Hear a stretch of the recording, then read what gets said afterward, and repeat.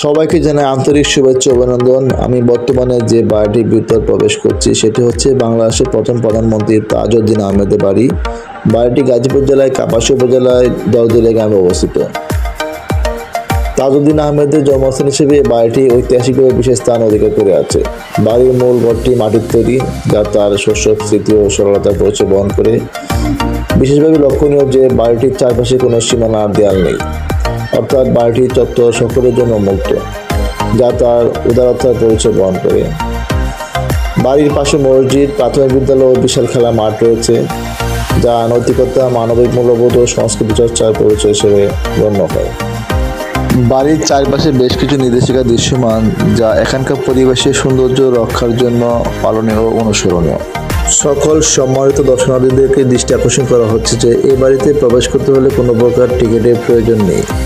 তবে দলবদ্ধ কোনো প্রতিষ্ঠান বা সংগঠন যদি বনভোজনের আয়োজন করতে চান, তাহলে অবশ্যই কর্তব্যরত কর্মকর্তার সাথে 2 সপ্তাহ আগে যোগাযোগ করে অনুমতি নিতে হবে। অনুমতি ব্যতীত বনভোজন ও পরিদর্শন সম্পূর্ণ নিষিদ্ধ। নির্ধারিত স্থান ব্যতীত এই বাড়ির ভেতর কোনো প্রকার চুলা ব্যবহার করা নিষিদ্ধ এবং রান্না করার জন্য আগুন জ্বালানো সম্পূর্ণরূপে নিষিদ্ধ।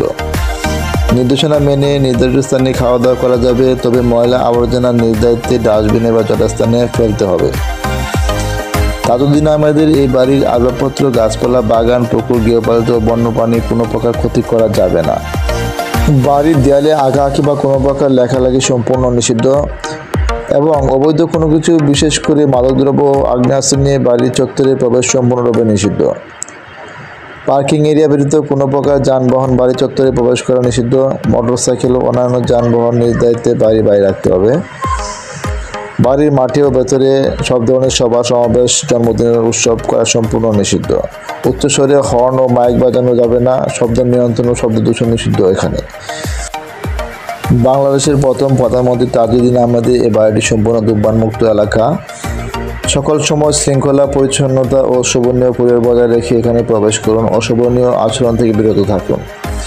তাছাড়াও সূর্যাস্তের পর এখানে অবস্থান সম্পূর্ণ নিষিদ্ধ, তাই সূর্যাস্তের পূর্বেই বাড়ি ত্যাগ করতে হবে। এমনকি কোনো ব্যক্তি বা প্রতিষ্ঠান দ্বারা এই বাড়ি কোনোরূপ ক্ষতি হলে প্রচলিত আইনে তিনি দণ্ডিত হবেন। তাজউদ্দিন আহমেদের এই বাড়িটি বিশাল এরিয়া জুড়ে অবস্থিত। আমি এখন বাড়ির সামনে পুকুর পাড়ে ফলের বাগানে অবস্থান করছি, যেখানে বিভিন্ন প্রকার ছোট ছোট গাছ, ফলের গাছ রয়েছে, যেমন আম গাছ, লিচু গাছ, কাঁঠাল গাছ এবং এখানে আছে নারকেল গাছ। প্রতিটি গাছে নেম প্লেট লাগানো আছে এবং সংখ্যা দেওয়া আছে। সুন্দর নিরিবিলি প্রাকৃতিক পরিবেশ। পাশেই আছে শালবন, গাজীপুরের বিখ্যাত শালবন। গাজীপুর জেলার কাপাসিয়া উপজেলায় অবস্থিত বাংলাদেশের প্রথম প্রধানমন্ত্রী তাজউদ্দিন আহমেদের পৈতৃক বাড়ি। এটি শুধু তার শৈশব, কৈশোর এবং পারিবারিক জীবনের স্মৃতি বহন করে না, বরং বাংলাদেশের মুক্তিযুদ্ধের গুরুত্বপূর্ণ অধ্যায়ে নীরব সাক্ষী এটি। বাড়িটির নির্মাণশৈলী তৎকালীন বাংলার সাধারণ গ্রামীণ বাড়ির মতোই। বাড়ির প্রধান অংশটি লাল ইট দিয়ে তৈরি এবং চারপাশে প্রশস্ত উঠান রয়েছে। বাড়ির অভ্যন্তরে কয়েকটি কক্ষ আছে, যেখানে তাজউদ্দিন আহমেদের পরিবার বসবাস করত। বড় উঠানটি ছিল তার পরিবার এবং গ্রামের মানুষের মিলনমেলা।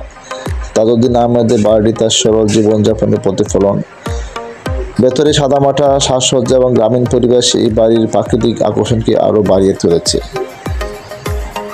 বর্তমানে বাড়িটি তাজউদ্দিন আহমেদের পরিবারের দ্বারা সংরক্ষিত। এটি ঐতিহাসিক ও সাংস্কৃতিক গুরুত্বের কারণে দেশি বিদেশি পর্যটকদের কাছে আকর্ষণীয় হলেও এটি জনসাধারণের জন্য মুক্ত নয়। স্থানীয়রা এই বাড়িটিকে তাদের গর্বের অংশ হিসেবে মনে করেন। তাজউদ্দিন আহমেদের বাড়ি শুধু তার পরিবারের আবাসস্থল নয়, এটি বাংলাদেশের স্বাধীনতার ইতিহাসে একটি জীবন্ত স্মারক। তার জীবনের চিত্র এবং মুক্তিযুদ্ধের সময় তার অবদানের এক অনন্য প্রমাণ হিসেবে এটি চিরকাল গুরুত্বপূর্ণ থাকবে। বিস্তৃত এলাকা জুড়ে তাজউদ্দিন আহমেদের এই বাড়িটি অল্প সময়ে বর্ণনা দিয়ে শেষ করার মতো নয়। এই বাড়িতে এখনও মাটির ঘরগুলো অবস্থিত আছে। আমি এখন চলে যাচ্ছি বাড়ির ভেতরের অংশ। অনেক বিশাল এরিয়া জুড়ে এই বাড়িটি অবস্থিত, যা এখন অল্প সময়ে শেষ করার মতো নয়। আবার আলোচনা হবে দ্বিতীয় পর্বে। সবাই ভালো থাকুন, সুস্থ থাকুন, সকলে সুস্বাস্থ্য কামনা করছি। ধন্যবাদ সবাইকে। আসসালামু আলাইকুম।